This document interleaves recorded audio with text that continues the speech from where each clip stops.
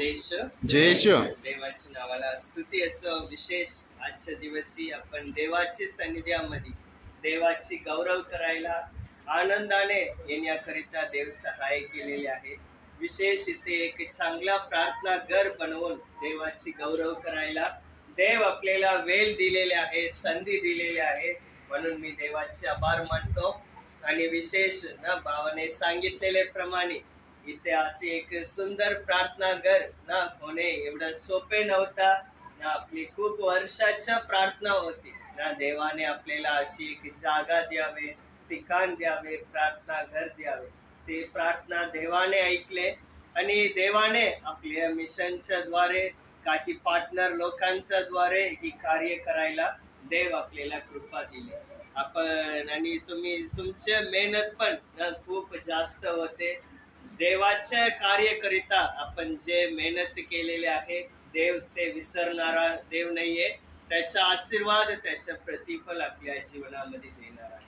म्हणून मी पण पुन्हा एकदा आभार मानतो। विशेष आपल्याला इथे स्थानिक लोक आहे, सेवक आहे, ही कार्य ही प्रार्थना घर होण्याकरिता ज्यांचा भाग आहे, मेहनत आहे, त्यांच्या ना त्यांनी हाताचे जे त्यांचे पैसे आहेत ते देऊन देखील देवाचे कार्यकरिता पुढे केले, उभे केले, ते सगळ्या लोकांना मी आभार मानतो। आणि विशेष आपल्याला स्पॉन्सर ना हे करिता ना एक गट मुंबई मधून इसरा प्रार्थना गट म्हणून ते गट होते। त्यांनी आपल्याकडे या ठिकाणी पण येऊन बघितला नाहीये, कुठे आपण प्रार्थना घर करणार काही त्यांना माहित नाही ना। म्हणजे त्यांनी येऊन बघून काही ठिकाणी अशी म्हणतात लोक, आम्ही येऊन बघणार, कशी करणार ते सगळं आम्हाला सांगायचं, मजगच आम्ही पैसे देणार, असे काही लोक होतात। परंतु ही गटाने असे काही दिलेले नाही। त्यांनी म्हणलं ब्लेसिंग यूथ मिशन आहे ते प्रामाणिकपणे करणार, व्यवस्थित करणार आहे, म्हणून आम्ही याकरिता पैसे देतो, तुम्ही करा म्हणून। आणि आज आपण उद्घाटनला पण आमंत्रण केले, त्यांना यायला जमले नाही आणि आता रस्त्याचे काम पण चालू आहे ना, म्हणून त्यांना थोडा अडचण पण आहे, काही लोकांना आज जमले नाही। ते गट पण आपल्याला सांगितले होते आम्ही लोकांच्या आमच्या शुभेच्छा सांगा म्हणून, आणि ते बोलले आम्ही पावसानंतर एक दिवशी आम्ही आमचं पूर्ण गट इकडे येणार ना, आम्ही एक व्हॅन घेऊनच येणार, या प्रार्थना करायला येऊन आम्ही भेट देणार म्हणून सांगितलेले आहे। त्यांच्याकरिता देखील मी देवाचे आभार मानतो। आणि आपले मिशनचे जे लोक आहे, पुढारी आहे, त्यांनी देखील या कार्यकरिता आपल्याला मदत केली, योग्य वेळी पैसा येऊन सगळं काम परवानगी देऊन देवाची इच्छानुसार करायला कृपा दिले। ही सर्वांकरिता मी देवाचे आभार मानतो। एक वचनाची मला आठवण येते, ते वाचूया, मग प्रार्थना करून आपण देवाची वचनाकडे जाऊ। इब्री लोकांस पत्र, ज्यांच्याकडे बायबल आहे त्यांनी काढा। इब्री लोकांस पत्र अध्याय 6 वचन 10। इब्री अध्याय 6 10वा वचन। कोणी एक जण वाचूया इब्री 6:10।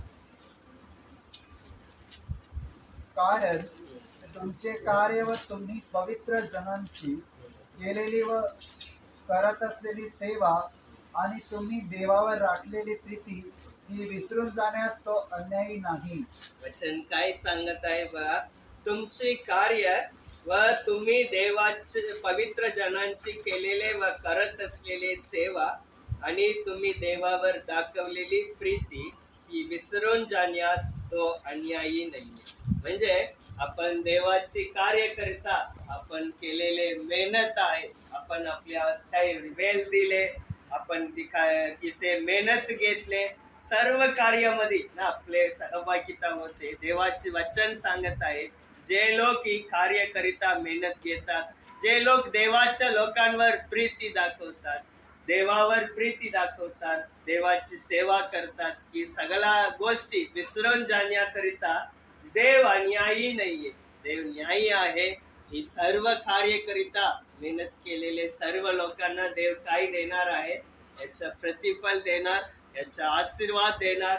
तुमचं सर्व परिवारांच्या बरोबर देव राहून ही मंडळी देखील ना देवाची येण्यापर्यंत इथे स्थिर राहून अनेक लोकांना देवाकरिता तयार करायला देवाची गौरव व्हायला देव आपल्याला आपल्या मंडळीला वापरणार आहे. जय येशू. आपण एक प्रार्थना करूया, मग देवाचे वचन मनन करूया. सर्वजण आपण डोळे बंद करूया, आपण पुण्य करूया. जय येशू.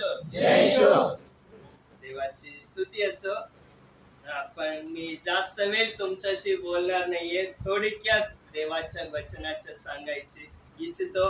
आपण लक्षपूर्वक देवाची वचनाकडे मन देऊया. देव त्यांच्या वचनाच्या द्वारे आपल्याशी बोलतात. अमेरिका देश ना आपल्याला माहिती आहे ना, अमेरिका म्हणून एक देश आहे, जगाचा मोठी देश आहे ना. मोठी देश म्हणजे लोकसंख्याने नव्हे, खूप श्रीमंत देश आहे. सगळं सत्ता सगळं कार्य त्यांच्याकडे आहे ना. या देशाला अशी म्हणतात की त्या देशाची लोकसंख्या किती आहे म्हणजे 30 कोटी आहे. किती लोक आहे? 30 कोटी आहे.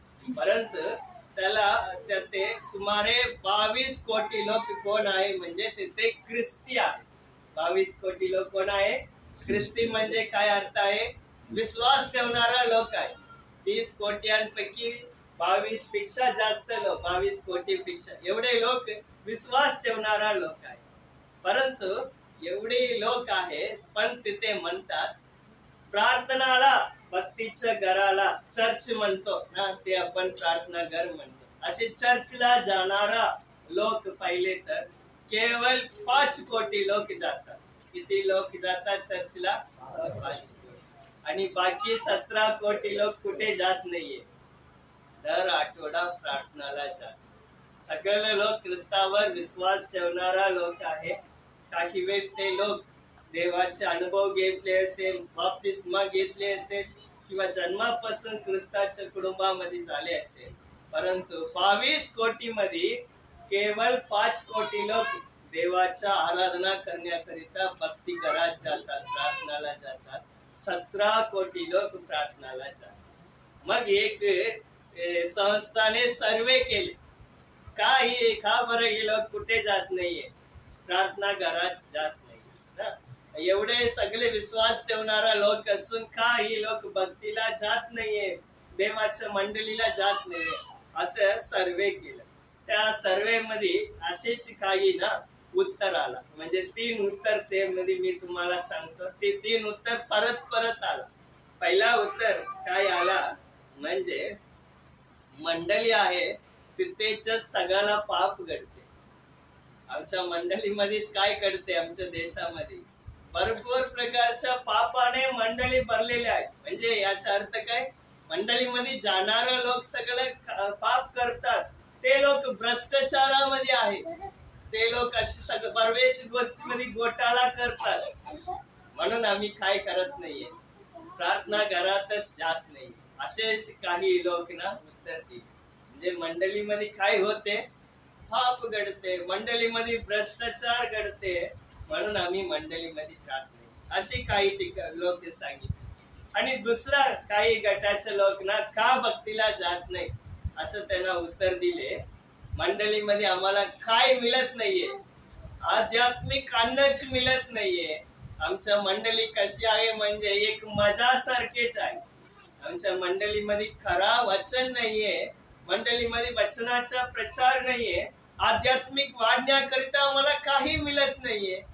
मजासारखे आमच्या मंडळी वाटते. आम्ही मजाला बरेच ठिकाणी आहे जायला, का आम्ही वेळ व्यर्थ करून तिथे जायचं? असेच एक गटाचे लोक उत्तर ना. पहिला लोक काय बोलला? मंडळीमध्ये पाप आहे म्हणून आम्ही भक्तीला जात नाही. दुसरी लोक काय सांगितले? मंडळीमध्ये देवाचे वचनच नाही, आध्यात्मिक अन्नच नाहीये म्हणून आम्ही भक्तीला जात. अजून काही लोक असेच बोलला की म्हणजे आमच्यामध्ये जे आध्यात्मिकता आहे ते देखील आम्ही भक्ती घरात गेले तर गमावणार आहे, म्हणून आम्ही काय करत नाहीये, भक्ती घरात जात. म्हणजे आम्ही वैयक्तिक असले तरी आम्ही बायबल वाचतो, देवामध्ये वाढतो, परंतु भक्ती घरामध्ये गेलं तर आम्हाला काय मिळत नाहीये, काही गोष्टी नाहीये. आमच्या आध्यात्मिकतामध्ये आम्ही वाढण्याऐवजी काय होतो? कमीच होतो. म्हणून आम्ही भक्तीला, प्रार्थनाला जात नाहीये, असेच हे लोक. म्हणजे मी काय ही गोष्टी सांगतो म्हणजे आपली मंडळी पण ना आपले अशी कार्यामध्ये ना जाऊ नये. मंडळीमध्ये पाप नेहमी कधीही घडू नये. मंडळीच्या कार्यामध्ये भ्रष्टाचार घडू नये. एक व्यक्ती अशी बोलला म्हणजे काय बोलला, जगामध्ये भ्रष्टाचार कधी कमी होईल ना. जगामध्ये सगळ्यामध्ये भ्रष्टाचार आहे, लबाड आहे, लूट आहे, ते कधी कमी होईल असे तो बोलत असताना बोलला. तर त्याचं उत्तर मी सांगतो. तर असेच व्यक्ती उत्तर दिले. पहिला, मंडळीचं वडील मंडळीमध्ये अँप्लिफायर घेताना, साऊंड सिस्टम घेताना तो त्याच्यामध्येच 2000-3000 लोटतो. पहिला तो जेव्हा सुधारतो तेव्हा जगाचा भ्रष्टाचार पण सुधारते म्हणून उत्तर. किती वाईट गोष्ट लोक बोलतात ना. म्हणजे आपल्यामध्ये अशी नाहीये, परंतु आज सामान्य प्रमाणे भक्ती घरामध्ये ते घडत आहे. पुढाकार करणारा, सेवा करणारा असे लोक काही वेळ असे भक्तीचं कार्य करिता काही घेतले तर त्यामध्ये पण लोक काय करायला लागले, भ्रष्टाचार करायला लागले. मंडळीच अशी भ्रष्टाचार केले तर पण जगामध्ये कशी असणार, देवाला न ओळखणाऱ्या लोकांचे जीवन कसे असणार, असं त्यांनी उत्तर दिलं. प्रियानो, आपले मंडळी पण ना ही आज आपण सुरू केलेली आहे. कधीही ही मंडळी तडजोड न करणारा, पापाला न सामील होणारा, आणि दुसरा आपण पाहिलेले प्रमाणे इथे आध्यात्मिक अन्न असावे ना. देवाचं वाढण्याकरिता लोकांना अन्न मिळावे. ही मंडळी मजा करिताच नाहीये, आध्यात्मिक अन्न लोकांना द्यावे. सामर्थ्यातून, सैतानाच्या बंधनातून लोकांना मुक्त करण्याचे ठिकाणी असावे. आणि आध्यात्मिक जीवनामध्ये ते येणाऱ्या लोकांचा वाढ करणारा मंडळी असावी. मी बोलला ना, आम्ही वैयक्तिक असले तरी आम्ही वाढतो, मंडळीमध्ये गेले तर आमचं वाढ कमी होते म्हणून अमेरिकेमध्ये लोक बोलला. असेच कार्यामध्ये आम्ही कधीही काय करू नये, संधी देऊ नये ना. मी आज तुम्हाला 1-2 मुद्द्या बसून ना मी तुम्हाला देवाचे वचन सांगायला इच्छितो. म्हणजे चारी शुभवर्तमानामध्ये येशू ख्रिस्ताने मंडळी ही शब्द 2 वेळा वापरले ना. मंडळी, चर्च ही शब्द ना बायबल मध्ये ग्रीक भाषामध्ये त्याला एक्लिशिया म्हणतात ना, एक्लिशिया म्हणतात. नवा करार ग्रीक भाषामध्ये लिहिले. ते ग्रीक भाषामध्ये एक्लिशिया ही शब्द प्रभू येशूने वापरलेले ना 2 ठिकाणी आहे ना. ते दोन्ही ठिकाणीच मी थोडा तुम्हाला खूप लवकरात ना ही गोष्टीचं उत्तर तुम्हाला सांगून मी थांबवायला इच्छितो. पहिला गोष्टी आपण वाचूया, मत्ती अध्याय 16 वचन 18. मत्ती अध्याय 16 वचन 18.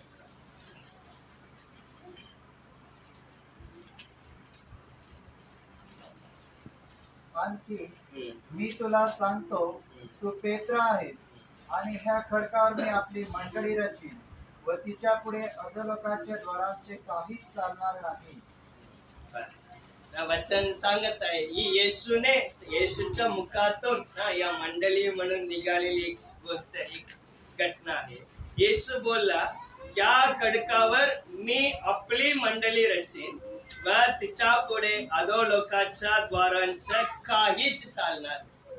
इथे येशू काय बोलले, मी आपली मंडळी रचीन ना, मी आपली मंडळी रचीन.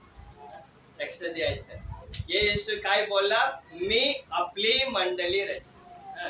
आता ही अर्थ मंडळी या ठिकाणी येशूने वापरलेले गोष्टीचा अर्थ आपण समजून घ्यायला पाहिजे. म्हणजे जगामध्ये खूप मंडळी आहे ना, खूप मंडळी आहे. आपल्या भागात पण खूप आहे. वेगवेगळे संस्था आहेत, वेगवेगळे लोक चालवत आहेत. ही सगळं वेगवेगळे लोक आहेत. परंतु येशू सांगत असताना इथे काय बोलतो, एक वचनाला बोलतो, अनेक वचन नाहीये. मी आपल्या मंडळ्या मी ते करणार, रचणार अशी बोललेले नाही.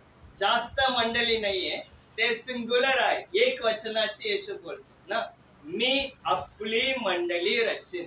म्हणजे येशू अशी बोलतो, माझी एक मंडळी आहे, ही एक मंडळी मी काय करणार, या खडक्यावर म्हणजे या पायावर रचणार आहे.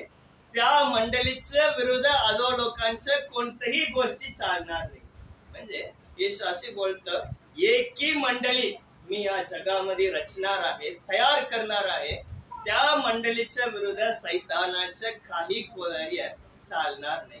म्हणजे या अर्थ काय आहे इथे? येशू काय बोलतो?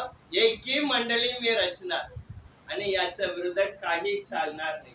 म्हणजे याचा अर्थ काय आहे? म्हणजे जगामध्ये जे जे लोक ना, अख्ख्या जगामध्ये जे जे लोक प्रभू येशू ख्रिस्ताच्या रक्ताने धुतलेले गेले, येशू ख्रिस्तावर विश्वास ठेवलेले आहे, ही सगळ्या लोक मिळून एकी मंडळी आहे ना, आपल्याला लक्षात आणायला पाहिजे. म्हणजे आज आपण सिसनेला आहे, मोडगावला आहे, किंवा वेगवेगळे आंबोलीला एक मंडळी आहे, अशी वेगवेगळे ठिकाणी मंडळी आहे. परंतु येशू बोलतो, माझ्यावर विश्वास ठेवून माझ्या रक्ताने धुतले गेलेले, तारणाचे अनुभव घेतलेले ही सगळे लोक एकी मंडळी आहे. मी आपली मंडळी, ही या मंडळी मी रचणार आहे, याच्या विरुद्ध अधो लोकांचं कार्य चालणार. म्हणजे ही मंडळी काय आहे? न दिसणारा मंडळी आहे, अदृश्य मंडळी आहे ना. म्हणजे येशू अशी एक मंडळी बांधतो, आपण पण या मंडळीच्या, या अवयवाचे एक शरीर, या शरीराचे अवयव आहे, आपले पण एक अवयव आहे, दुसरा मंडळी पण अवयव आहे, ही सगळं मिळून एकच मंडळी. त्याला अशी म्हणतात की सार्वत्रिक मंडळी. सार्वत्रिक मंडळी विषयी येशू बोलतो. त्या मंडळी काय होणार आहे? दिसणारा मंडळी नाहीये, न दिसणारा मंडळी आहे. आज आपल्याला समजा, विचार करा, इथे आपल्याला एक लोकांनी मदत केली, एक गटाने मदत केली, ते गट आपल्याला अजिबात पाहिलेच नाहीये, अजून आपल्याकडे आले पण नाही. ते गट पण एक ठिकाणी, एक मंडळीचे लोक नाहीये, त्यांनी असे मित्र आहे, वेगवेगळे मंडळी, मुंबईला जाणारा लोक आहे, त्यांनी एकत्र एक गट बनवला, येसरा प्रार्थना गट म्हणून. परंतु त्या लोकांना आपल्याला काही नाहीये, संबंधच नाही, त्यांना आपल्याला ओळखत पण नाही, आपण आपले गाव पण कुठे आहे पण त्यांना माहित नाही. परंतु ते लोक काय केले?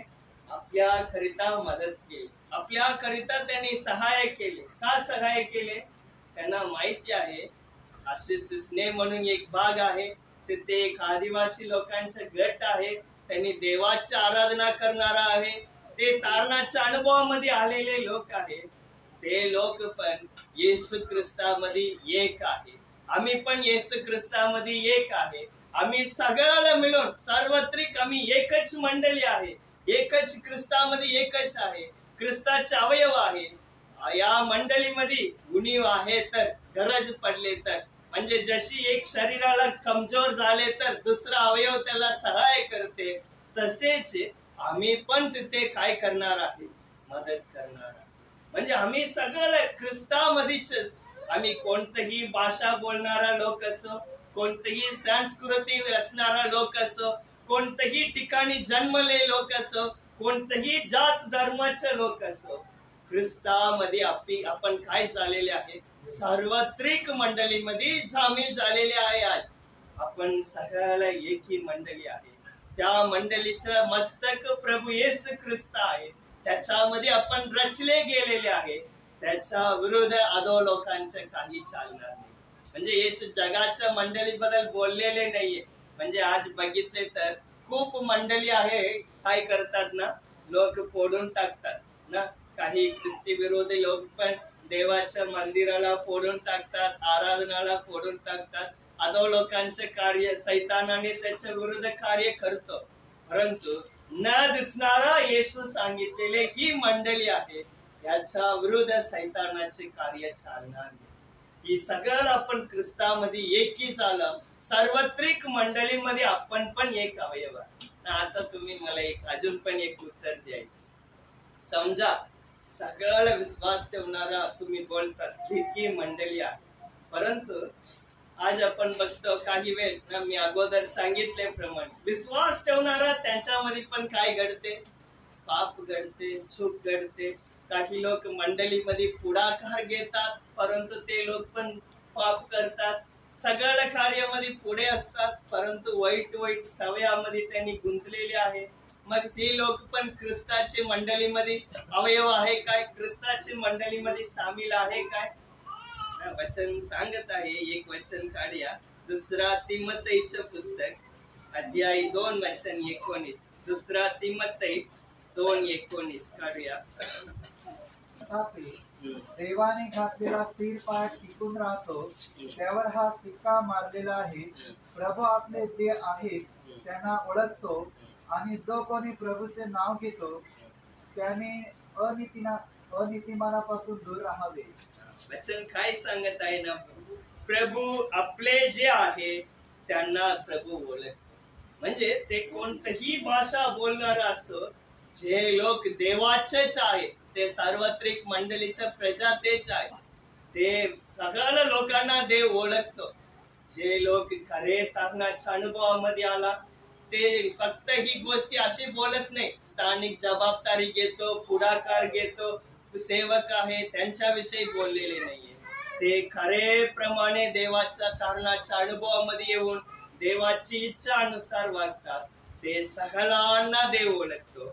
म्हणून वचन सांगत आहे, जो कोणी प्रभूचे नाव घेतो त्यांनी अनितीपासून दूर व्हावे, अनितीपासून दूर राहावे. म्हणून आपण ही मंडळीमध्ये, सार्वत्रिक मंडळीमध्ये आपण पण एक व्यक्ती आहे. म्हणजे वचन सांगत आहे, प्रभूचं नाव घेत आहोत, आपण अनितीपासून दूर राहावे. प्रभू आपल्या मंडळीला ओळखतो. प्रभू आपल्या मंडळी रचत आहे. ते न दिसणारा मंडळी सार्वत्रिक मंडळी आहे. ते देवाचे गोष्टी, देवाचे राज्य अशी वाढत आहे या जगामध्ये. यामध्ये आपण पण कोण आहे? एक सामील आहे. मी पहिल्या गोष्टी ते बोलतो, 2 ठिकाणी येशू मंडळी बद्दल बोलला. पहिला मंडळी सार्वत्रिक मंडळी बद्दल बोललाय, न दिसणाऱ्या मंडळी बद्दल बोलला. ते आपण त्याच्यामध्ये प्रजा आहे, परंतु आपण अनितीपासून दूर राहावे. आपण कशी आहे ते देव ओळखून आपल्याला त्या मंडळीमध्ये प्रजा म्हणून ठेवतो. आणि दुसरा गोष्टी हीच आहे, शेवटची गोष्टी आहे. वाचूया दुसऱ्या ठिकाणी येशू कुठे मंडळी विषयी सांगितले. मत्तई 18 अध्याय, मत्तई 18 अध्याय 15 ते 17 पर्यंत वाचूया. मत्तई अध्याय 18 वचन 15 ते 17. तुझ्या भावाने तुझा अपराध केला तर त्याच्याकडे जा. तुम्ही दोघे एकांतात असताना त्याचा अपराध त्याला दाखव. त्याने तुझे ऐकले तर तो आपला भाऊ मिळवला असे होईल. परंतु त्याने जर ऐकले नाही तर तू आणखी एका दोघांस आपणा बरोबर घे, अशासाठी की दोघा किंवा तिघा साक्षीदारांच्या तोंडून प्रत्येक शब्द साबित व्हावा. आणि जर त्याने त्यांचे ऐकले नाही तर मंडळीला कळव. आणि जर त्याने मंडळीचे ऐकले नाही तर तो तुला परराष्ट्रीय किंवा जकादार ह्यांच्यासारखा होवो. इथे या वचनाचा संदर्भ लक्ष द्यायचा ना. येशू बोलतो, एक भाऊ आहे आपल्या विरुद्ध वागला. देवाचे वचन सांगितले, तुम्ही त्याला समजव. एकटा त्याला समजले नाही तर तुम्ही काय करा, दोघे तिघांना घेऊन जाऊन तरी त्यांना समजाव. तेव्हा पण त्याला समजून घेत नाही, अजून विरोधात आहे, रागात आहे. म्हणजे येशू बोलले त्यानंतर अशी पण ऐकले नाही तर तुम्ही या गोष्टी कुठे कळवा? मंडळीला कळवा. आणि मंडळी काय करावे?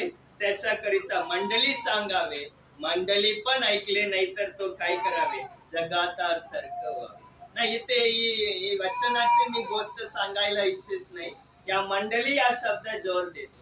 आता समजा अशी विरोध वागणारा, इथे येशू ही मंडळी विषयी बोलतो. ही मंडळी कोणत्या मंडळी आहे?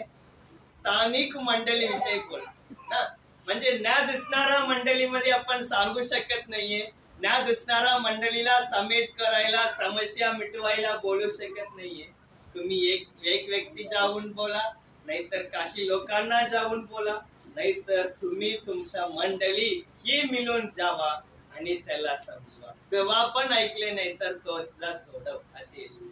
म्हणजे इथे येशू ही मंडळी शब्दाचा अर्थ कशा रीतीने सांगितले? स्थानिक मंडळी विषयी सांगितले. समजा सिसनेच्या मध्ये एक व्यक्ती आहे, मंडळीमध्ये आला, माघारी पडला. तुम्हाला मनामध्ये वाटते, तुम्ही वैयक्तिक त्यांना भेटा, देवाच्या गोष्ट सांगा. नाही तरी पण तो समजून घेतले नाही. तुम्ही एक दोघांना अजून घेऊन सांगा, नाहीतरी पण तो ऐकलेले नाही. मग तुम्ही मंडळीला कळवा. म्हणजे पाहिजे. सुसने मंडळीला पण ते माहिती असावे की व्यक्ती ऐकत नाही. मग मंडळी पण एक गट मिळून त्यांना भेटा, तेव्हा पण तो ऐकले नाही तर त्याला. म्हणजे येशू इथे मंडळी या शब्द कसे अर्थाने वापरले? स्थानिक मंडळी आहे. मी पहिला बोलले येशू तिथे मंडळी, एकही मंडळी विषयी सांगितले, सार्वत्रिक मंडळी आहे. दुसरा येशू इथे बोलला स्थानिक मंडळी विषयी बोलला. म्हणजे आता इथे सुसने म्हणून या ठिकाणी एक मंडळी झाला, प्रार्थना घर इथे उभे राहिलेल्या. ही मंडळी पण येशूचीच मंडळी आहे, ही स्थानिक मंडळी आहे, ही विषय पण येशू बोलला. आता थोडे तुम्ही लक्ष द्यायचं, मी लवकर संपवतो. म्हणजे ही स्थानिक मंडळी कशी निर्माण झाला, ही मंडळीची सुरुवात कुठे आहे? ही मंडळी आज अशी आपण एकत्र राहतो. ही मंडळी केव्हा सुरू झाले अशी बायबल मध्ये पाहिले तर ना, लोक म्हणतात जेव्हा ही मंडळीचं असं मूळ शब्द पहिल्यांदा बायबल मध्ये निघाला म्हणजे यांचा या अध्यायामध्ये आहे, निर्गमाच्या अध्यायामध्ये देवाने पहिला बोलला. म्हणजे निर्गम, आपण एक उदाहरण वाचूया ना, निर्गम अध्याय 7:16. निर्गम अध्याय 7 अध्याय 16 वचन एक जण लवकर काढून वाचूया.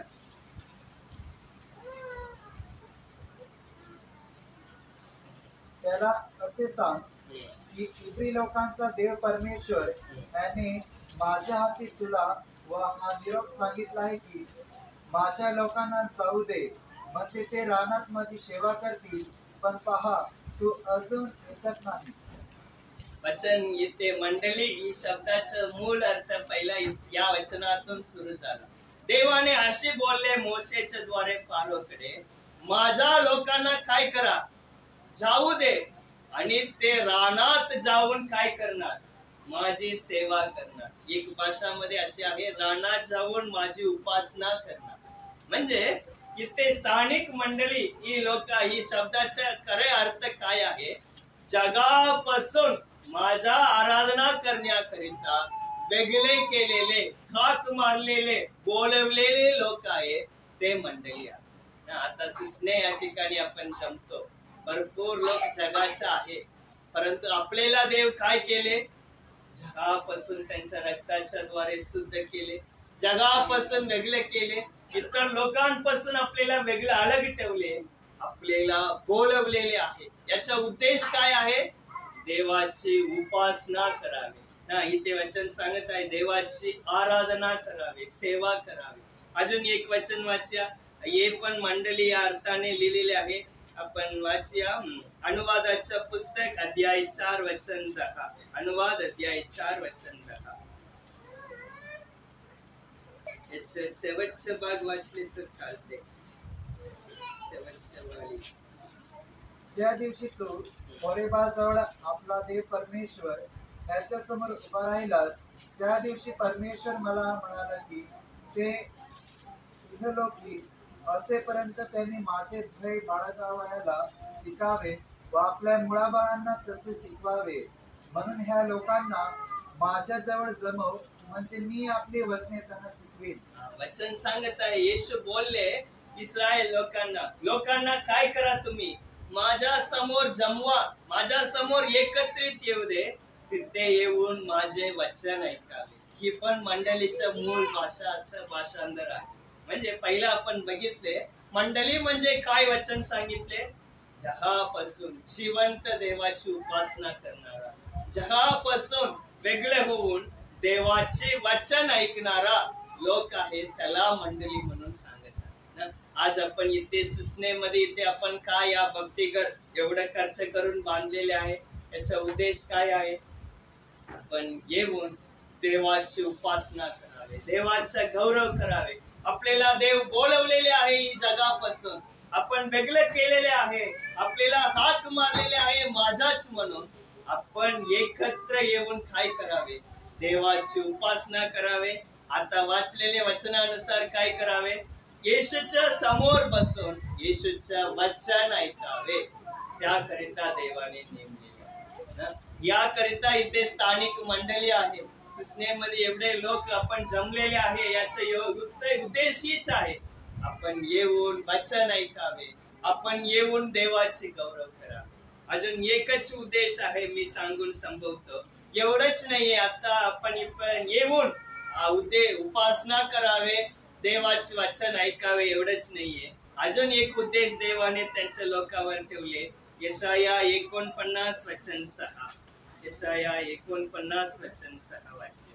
तो परमेश्वर म्हणतो, याकोबाच्या वंशाचा उद्धार करावा, इस्रायलाच्या राखून ठेवलेल्या लोकांना परत आणावे, म्हणून तो माझा सेवक व्हावे. ह्यात काही मोठेशे नाही, तर माझ्याकडून होणारे तारण तू दिगंतापर्यंत न्यावे, म्हणून मी तुला राष्ट्रांचा प्रकाश नेमतो. वचन ते सांगत आहे, आपण अशी एकत्र येऊन सिस्नेमध्ये उपासना करावे, वचन ऐकावे एवढंच नाहीये. देव सांगतो ही मंडळीचं दुसरा कार्य काय बोलले, माझ्याकडून होणारा तारण तू दिगंतापर्यंत न्यावे आणि राष्ट्राचा प्रकाश म्हणून मी तुला नेमलेले आहे. एवढंच नाहीये, आता आपण सिस्नेचे एवढे बोलवलेले लोक वेगळं झाला, आपण आराधना करतो, आपण देवाचे वचन ऐकतो एवढंच नाहीये. येशू देवाने सांगितलेले आहे, माझ्याकडून होणारा तारण काय व्हावे, अख्ख्या लोकांना प्रसिद्ध व्हावे, या पृथ्वीच्या दिगंतापर्यंत शेवटपर्यंत ही गोष्ट झावे. सगळे लोक, सगळं भाषा बोलणारे लोक, सगळं समाजाचे लोक, सगळे लोक येशूकडे यावे. ही पण आपल्याला ह्या करिता देवाने आपल्याला मंडळी म्हणून नेमलेली आहे. प्रियानो, आज आपण त्या ठिकाणी मंडळीमध्ये आलेले आहे. आपले उद्देश काय आहे? एक उद्देश आहे, वारंवार येऊन इथे उपासना करून देवाची वचन ऐकावे.